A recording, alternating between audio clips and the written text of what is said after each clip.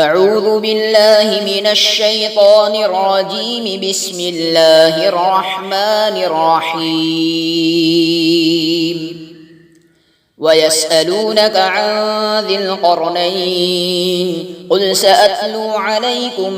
مِنْهُ ذِكْرًا إِنَّا مَكَّنَّا لَهُ فِي الْأَرْضِ وَآتَيْنَاهُ مِنْ كُلِّ شَيْءٍ سَبَبًا فَأَتْبَعَ سَبَبًا حَتَّى إِذَا بَلَغَ مَغْرِبَ الشَّمْسِ وَجَدَهَا تَغْرُبُ فِي عَيْنٍ حَمِئَةٍ وَوَجَدَ عِندَهَا قَوْمًا قُلْنَا يَا ذَا الْقَرْنَيْنِ إِمَّا أَن تُعَذِّبَ وَإِمَّا أَن تَتَّخِذَ فِيهِمْ حُسْنًا قال أما من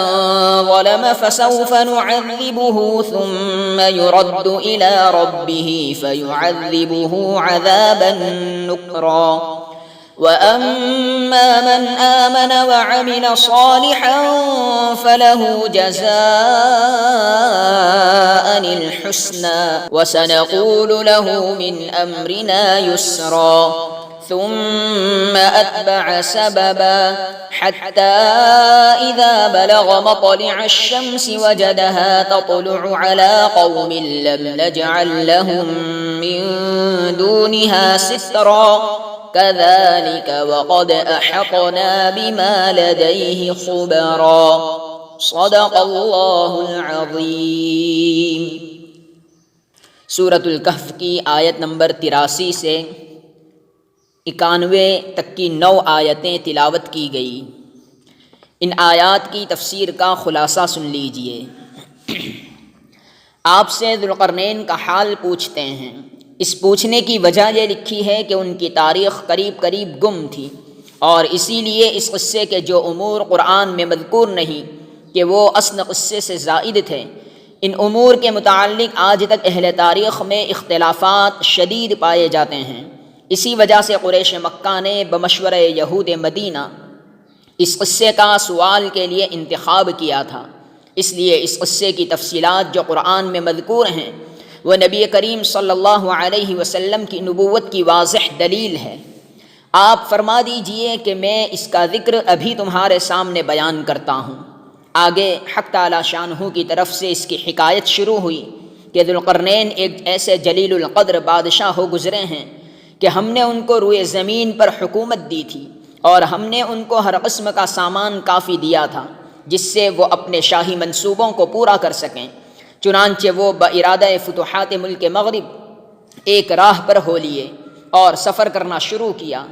یہاں تک کہ جب سفر کرتے کرتے درمیانی شہروں کو فتح کرتے ہوئے غروب آفتاب کے موقع یعنی جانب مغرب میں انتہائی آبادی پر پہنچے تو آفتاب ان کو ایک سیاہ پانی میں ڈوبتا ہوا دکھائی دیا۔ مراد اس سے غالباً سمندر ہے کہ اس کا پانی اکثر جگہ سیاہ نظر آتا ہے، اور اگرچہ آفتاب حقیقتاً سمندر میں غروب نہیں ہوتا، مگر سمندر سے آگے نگاہ نہ جاتی ہو تو سمندر ہی میں ڈوبتا ہوا معلوم ہوگا۔ اور اس موقع پر انہوں نے ایک قوم دیکھی جن کے کافر ہونے پر اگلی آیت اما من ظلم دلالت کرتی ہے۔ ہم نے بصورت الہام یا اس زمانے کے پیغمبر کے واسطے سے یہ کہا کہ اے ذوالقرنین، اس قوم کے بارے میں 2 اختیار ہیں، خواہ ان کو ابتداءً ہی سے قتل وغیرہ کے ذریعے سزا دو، خواہ ان کے بارے میں نرمی کا معاملہ اختیار کرو، یعنی ان کو ایمان کی دعوت دو، پھر نہ مانے تو قتل کر دو۔ بغیر تبلیغ و دعوت کے ابتداءً ہی قتل کرنے کا اختیار شاید اس لیے دیا گیا ہو کہ ان کو اس سے پہلے کسی ذریعے سے دعوت ایمان پہنچ چکی ہوگی، لیکن دوسری صورت یعنی پہلے دعوت پھر قتل کا بہتر ہونا اشارے سے بیان کر دیا کہ اس دوسری صورت کو اتخاذ حسن سے تعبیر فرمایا۔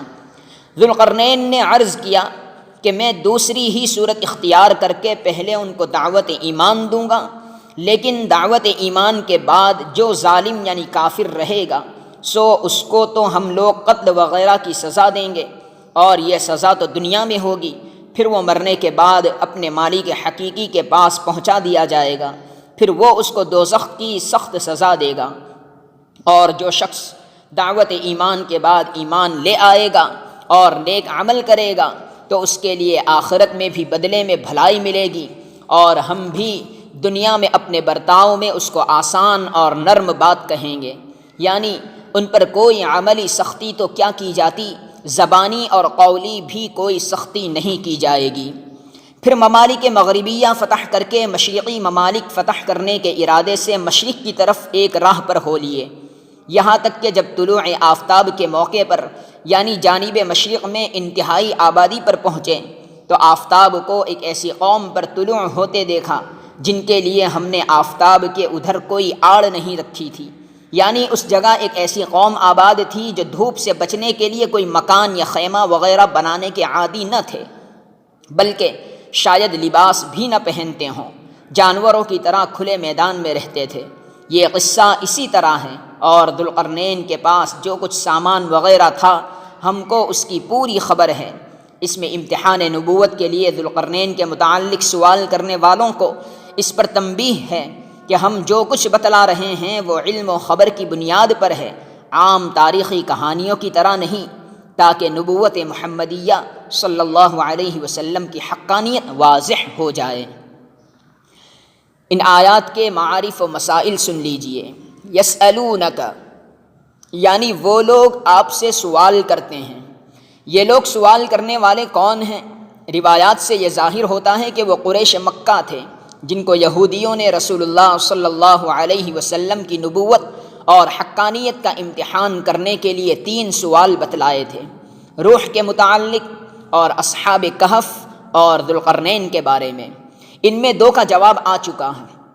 اصحاب کہف کا قصہ ابھی گزرا ہے اور روح کا سوال پچھلی سورت کے آخر میں گزر چکا ہے۔ یہ تیسرا سوال ہے کہ ذوالقرنین کون تھا اور اس کو کیا حالات پیش آئے۔ ذوالقرنین کے بارے میں تفصیلات۔ ذوالقرنین کون تھے، کس زمانے اور کس ملک میں تھے، اور ان کو ذوالقرنین کہنے کی وجہ کیا ہے؟ ذوالقرنین کا نام ذوالقرنین کیوں ہوا؟ اس کی وجہ میں بے شمار اقوال اور سخت اختلافات ہیں۔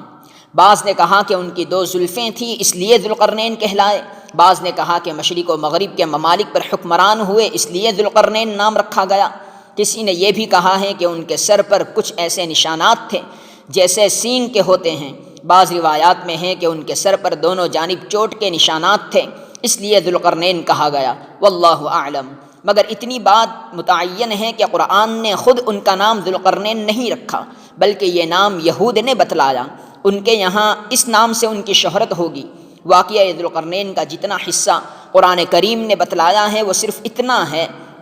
کہ وہ ایک صالح عادل بادشاہ تھے جو مشرق و مغرب میں پہنچے اور ان کے ممالک کو فتح کیا اور ان میں عدل و انصاف کی حکمرانی کی۔ اللہ تعالیٰ کی طرف سے ان کو ہر طرح کے سامان اپنے مقاصد پورا کرنے کے لیے عطا کر دیے گئے تھے۔ انہوں نے فتوحات کرتے ہوئے 3 اطراف میں سفر کیے، مغرب اقصیٰ تک اور مشرق اقصیٰ تک، پھر جانب شمال میں کوہستانی سلسلے تک۔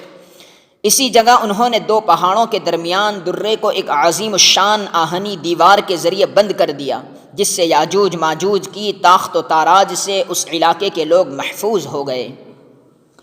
یہود نے جو سوال رسول اللہ صلی اللہ علیہ وسلم کی حقانیت اور نبوت کا امتحان کرنے کے لیے پیش کیا تھا وہ اس جواب سے مطمئن ہو گئے۔ انہوں نے مزید یہ سوالات نہیں کیے کہ ان کا نام ذوالقرنین کیوں تھا، یہ کس ملک میں اور کس زمانے میں تھے۔ اس سے معلوم ہوتا ہے کہ ان سوالات کو خود یہود نے بھی غیر ضروری اور فضول سمجھا، اور یہ ظاہر ہے کہ قرآن کریم تاریخ اور قصص کا صرف اتنا حصہ ذکر کرتا ہے جس سے کوئی فائدہ دین یا دنیا کا متعلق ہو، یا جس پر کسی ضروری چیز کا سمجھنا موقوف ہو۔ اس لیے نہ قرآن کریم نے ان چیزوں کو بتلایا اور نہ کسی صحیح حدیث میں اس کی یہ تفصیلات بیان کی گئیں، اور نہ قرآن مجید کی کسی آیت کا سمجھنا ان چیزوں کے علم پر موقوف ہے۔ اسی لیے سلف صالحین، صحابہ و تابعین نے بھی اس پر کوئی خاص توجہ نہیں دی۔ اب معاملہ صرف تاریخی روایات کا یا موجودہ تورات و انجیل کا رہ گیا، اور یہ بھی ظاہر ہے کہ موجودہ تورات و انجیل کو بھی مسلسل تحریفات نے ایک آسمانی کتاب کی حیثیت میں نہیں چھوڑا۔ ان کا مقام بھی اب زیادہ سے زیادہ ایک تاریخ ہی کا ہو سکتا ہے، اور زمانہ قدیم کی تاریخی روایات زیادہ تر اسرائیلی قصوں کہانیوں سے پر ہے۔ جن کی نہ کوئی سند ہے نہ کوئی کسی زمانے کے عقلاء حکماء کے نزدیک قابل اعتماد پائی گئی ہیں۔ حضرات مفسرین نے بھی اس معاملے میں جو کچھ لکھا وہ سب انہی تاریخی روایات کا مجموعہ ہے، اسی لیے ان میں اختلافات بے شمار ہیں۔ اہل یورپ نے اس زمانے میں تاریخ کو بڑی اہمیت دی، اس پر تحقیق و تفتیش میں بلا شبہ بڑی محنت و کاوش سے کام لیا۔ آثار قدیمہ کی کھدائی اور وہاں کے کتبات وغیرہ کو جمع کر کے ان کے ذریعے قدیم واقعات کی حقیقت تک پہنچنے میں وہ کام انجام دیے جو اس سے پہلے زمانے میں نظر نہیں آتے۔ لیکن آثار قدیمہ اور ان کے کتبات سے کسی واقعے کی تائید میں مدد تو مل سکتی ہے، مگر خود ان سے کوئی واقعہ پورا نہیں پڑھا جا سکتا۔ اس کے لیے تو تاریخی روایات ہی بنیاد بن گئی ہیں، اور ان معاملات میں زمانہ قدیم کی تاریخی روایات کا حال ابھی معلوم ہو چکا ہے کہ ایک کہانی سے زیادہ حیثیت نہیں رکھتی۔ قدیم و جدید علماء تفسیر نے بھی اپنی کتابوں میں یہ روایات ایک تاریخی حیثیت ہی سے نقل کی ہیں، جن کی صحت پر کوئی قرآنی مقصد موقوف نہیں۔ یہاں بھی اسی حیثیت سے بقدر ضرورت پیش کیا جاتا ہے۔ اس واقعے کی پوری تفتیش و تحقیق مولانا حفظ الرحمن صاحب رحمۃ اللہ علیہ نے اپنی کتاب قصص القرآن میں لکھی ہے۔ تاریخی ذوق رکھنے والے حضرات اس کو دیکھ سکتے ہیں۔ بعض روایات میں ہے کہ پوری دنیا پر سلطنت و حکومت کرنے والے 4 بادشاہ ہوئے ہیں، 2 مؤمن اور 2 کافر۔ مؤمن بادشاہ حضرت سلیمان علیہ السلام اور ذوالقرنین ہیں، اور کافر نمرود اور بخت نصر ہیں۔ ذوالقرنین کے معاملے میں یہ عجیب اتفاق ہے کہ اس نام سے دنیا میں متعدد آدمی مشہور ہوئے ہیں، اور یہ بھی عجیب بات ہے کہ ہر زمانے کے ذوالقرنین کے ساتھ لقب سکندر بھی شامل ہیں۔ حضرت مسیح علیہ السلام سے تقریباً 300 سال پہلے ایک بادشاہ سکندر کے نام سے معروف و مشہور ہے، جس کو سکندر یونانی، مقدونی، رومی وغیرہ کے القاب سے یاد کیا جاتا ہے، جس کا وزیر ارسطو تھا، اور جس کی جنگ دارا سے ہوئی اور اسے قتل کر کے اس کا ملک فتح کیا۔ سکندر کے نام سے دنیا میں معروف ہونے والا آخری شخص یہی تھا۔ اسی کے قصے دنیا میں زیادہ مشہور ہیں۔ بعض لوگوں نے اس کو بھی قرآن میں مذکور ذوالقرنین کہہ دیا۔ یہ سراسر غلط ہے، کیونکہ یہ شخص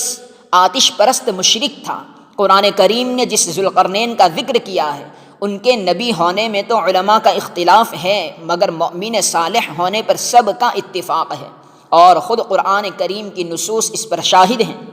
حافظ ابن کثیر رحمۃ اللہ علیہ نے البدایہ والنہایہ میں بحوالہ ابن عساکر اس کا پورا نسب نامہ لکھا ہے، جو اوپر جا کر حضرت ابراہیم خلیل اللہ علیہ السلام سے ملتا ہے، اور فرمایا کہ یہی وہ سکندر ہے جو یونانی، مصری، مقدونی کے ناموں سے معروف ہے، جس نے اپنے نام پر شہر اسکندریہ آباد کیا، اور روم کی تاریخ اسی کے زمانے سے چلتی ہے، اور یہ سکندر ذوالقرنین اول سے ایک طویل زمانے کے بعد ہوا ہے، جو 2000 سال سے زائد بتلایا جاتا ہے۔ اسی نے دارا کو قتل کیا اور شاہان فارس کو مغلوب کر کے ان کا ملک فتح کیا، مگر یہ شخص مشرک تھا۔ اس کو قرآن میں مذکور ذوالقرنین قرار دینا سراسر غلطی ہے۔ حدیث و تاریخ کے امام ابن کثیر رحمۃ اللہ علیہ کی اس تحقیق سے ایک تو یہ مغالطہ رفع ہوا کہ یہ اسکندر جو حضرت مسیح علیہ السلام سے 300 سال پہلے گزرا ہے، اور جس کی جنگ دارا اور ملوک فارس سے ہوئی اور بانی اسکندریہ ہے، یہ وہ ذوالقرنین نہیں جس کا قرآن میں ذکر آیا ہے۔ یہ مغالطہ بعض اکابر مفسرین کو بھی لگا ہے۔ ابو حیان نے بحر محیط میں اور علامہ آلوسی نے روح المعانی میں اسی کو ذوالقرنین مذکور فی القرآن کہہ دیا ہے۔ دوسری بات، وَإِنَّهُ كَانَ نَبِيًّا کے جملے سے یہ معلوم ہوتی ہے کہ ابن کثیر کے نزدیک ان کا نبی ہونا راجح ہے، اگرچہ جمہور کے نزدیک راجح وہ قول ہے جو خود ابن کثیر نے بروایت ابو الطفیل حضرت علی کرم اللہ وجہہ سے نقل کیا ہے کہ نہ وہ نبی تھے نہ فرشتے، بلکہ ایک نیک صالح مسلمان تھے۔ اسی لیے بعض علماء نے یہ توجیہ کی کہ انہو کان کی ضمیر ذوالقرنین کی طرف نہیں، خضر علیہ السلام کی طرف راجع ہے، وہو الاقرب۔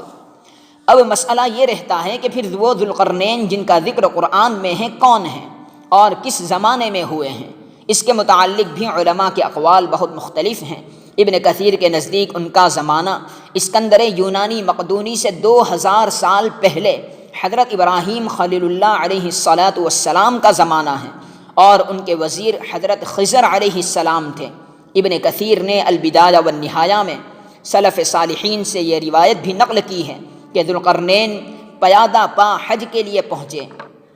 جب حضرت ابراہیم علیہ السلام کو ان کے آنے کا علم ہوا تو مکے سے باہر نکل کر استقبال کیا، اور حضرت خلیل اللہ علیہ السلام نے ان کے لیے دعا بھی کی اور کچھ وصیتیں اور نصیحتیں بھی ان کو فرمائی۔ اور تفسیر ابن کثیر میں بحوالہ الرقی نقل کیا ہے کہ اس نے حضرت ابراہیم علیہ السلام کے ساتھ طواف کیا، پھر قربانی دی۔ اور ابو ریحان بیرونی نے اپنی کتاب الآثار الباقیہ عن القرون الخالیہ میں کہا ہے کہ یہ ذوالقرنین جن کا ذکر قرآن میں ہے ابو بکر ابن سمی ابن عمر ابن افریقیس حمیری ہے، جس نے زمین کے مشارق و مغارب کو فتح کیا، اور تبع حمیری یمنی نے اپنے اشعار میں اس پر فخر کیا ہے کہ یہ میرے دادا ذوالقرنین مسلمان تھے۔ ان کے اشعار یہ ہیں: قد كان ذو القرنين جدي مسلما ملكا على في الأرض غير مبعد بلغ المشارق والمغارب يبتغي اسباب ملك من کریم سیدی۔ یہ روایت بحر محیط میں ابو حیان نے نقل کی ہے۔ ابن کثیر نے بھی البدایہ والنہایہ میں اس کا ذکر کرنے کے بعد کہا کہ یہ ذوالقرنین تبابع یمن میں سب سے پہلا تبع ہے، اور یہی وہ شخص ہے جس نے بئر سبع کے بارے میں حضرت ابراہیم علیہ السلام کے حق میں فیصلہ دیا تھا۔ ان تمام روایات میں ان کی شخصیت اور نام و نسب کے بارے میں اختلاف ہونے کے باوجود ان کا زمانہ حضرت ابراہیم علیہ السلام کا زمانہ بتلایا گیا ہے۔ اور مولانا حفظ الرحمان صاحب رحمۃ اللہ علیہ نے اپنی کتاب قصص القرآن میں جو ذوالقرنین کے متعلق بڑی تفصیل کے ساتھ بحث کی ہے، اس کا خلاصہ یہ ہے کہ ذوالقرنین مذکور فی القرآن فارس کا وہ بادشاہ ہے جس کو یہودی خورس، یونانی سائرس، فارسی گورش اور عرب کے خسرو کہتے ہیں، جس کا زمانہ حضرت ابراہیم علیہ السلام سے بہت بعد انبیاء بنی اسرائیل میں سے دانیال علیہ السلام کا زمانہ بتلایا جاتا ہے، جو سکندر مقدونی قاتل دارا کے زمانے کے قریب ہو جاتا ہے۔ مگر مولانا موصوف نے بھی ابن کثیر وغیرہ کی طرح اس کا شدت سے انکار کیا ہے کہ ذوالقرنین وہ سکندر مقدونی جس کا وزیر ارسطو تھا وہ نہیں ہو سکتا، وہ مشرک آتش پرست تھا، یہ مومن صالح تھے۔ مولانا موصوف کی تحقیق کا خلاصہ یہ ہے کہ قرآن کریم کی سورہ بنی اسرائیل میں جو 2 مرتبہ بنی اسرائیل کے شر و فساد میں مبتلا ہونے اور دونوں مرتبہ کی سزا کا ذکر تفصیل سے آیا ہے، اس میں بنی اسرائیل کے پہلے فساد کے موقع پر جو قرآن کریم نے فرمایا ہے بعثنا علیکم عبادا لنا اولی بأس شدید فجاسوا خلال الدیار،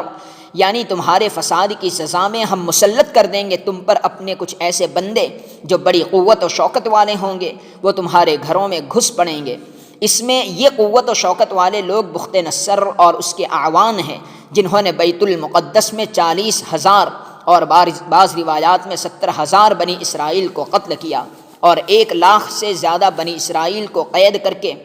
بھیڑ بکریوں کی طرح ہنکا کر بابل لے گیا۔ اور اس کے بعد جو قرآن کریم نے فرمایا ثم رددنا لکم الکرۃ علیہم، یعنی ہم نے پھر لوٹا دیا تمہارے غلبے کو ان پر، یہ واقعہ اسی کے خسرو خورس بادشاہ کے ہاتھوں ظہور پذیر ہوا۔ یہ مومن صالح تھا،